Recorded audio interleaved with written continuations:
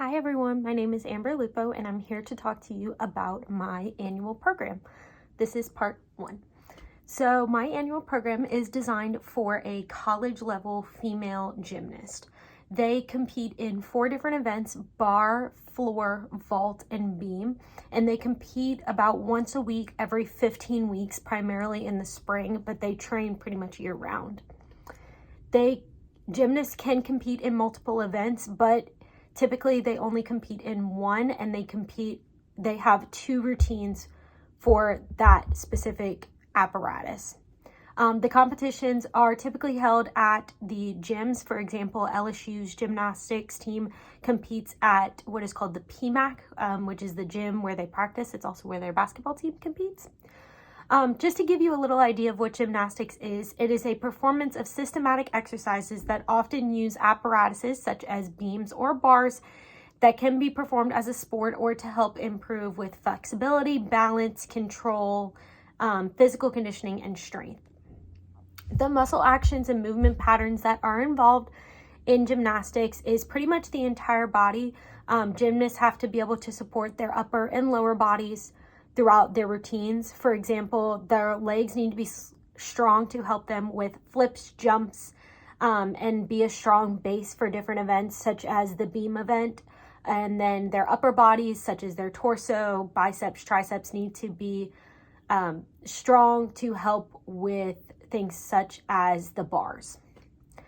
Some physiological challenges that gymnasts face are the injury risk that happens, which gymnasts are at a very high risk for injuries.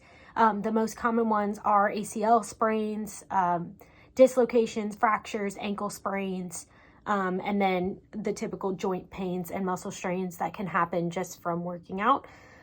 They put a lot of pressure on their bodies to push them to the limits that they need to be at. Some biomechanical challenges are the equipment that they work with. Oftentimes different floors that they're on, depending on what gym that they're competing at, have different springs in them. So the floor could be different from one gym to the next, which can prove difficult when they're performing their routines. And they also have limited structures to work with. So like I said, there's the 4 events: the bar, beam, floor, and vault.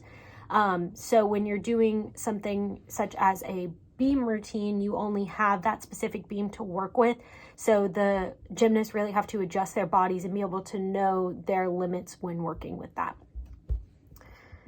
The age, race, and physical factors that are involved with being a gymnast, you can be any race. Age-wise, gymnasts can start competing super early in life. As early as 2 years old, there's classes available for them. But most coaches recommend that they don't start in gymnastics till about 5 or 6 years of age. But they start being recruited very early for college or the Olympics, which you have to be an elite, what is considered a level 10 athlete or an elite gymnast in order to be able to perform at the college level. And these gymnasts are often recruited as early as middle school, when coaches recognize their talent and that they are going to become an elite athlete. There are also only 81 programs or college programs in the country, so it is very limited on the amount of gymnasts that make it to the college level. It also is dependent on the gymnasts that are already in that program and what gymnasts are leaving. So the coaches really look for a gymnast that has all-around skills, that is good in all 4 apparatuses, and then they can work with them to specialize on their exact skill. And that's a little bit about gymnastics in the first part of my annual program. Bye!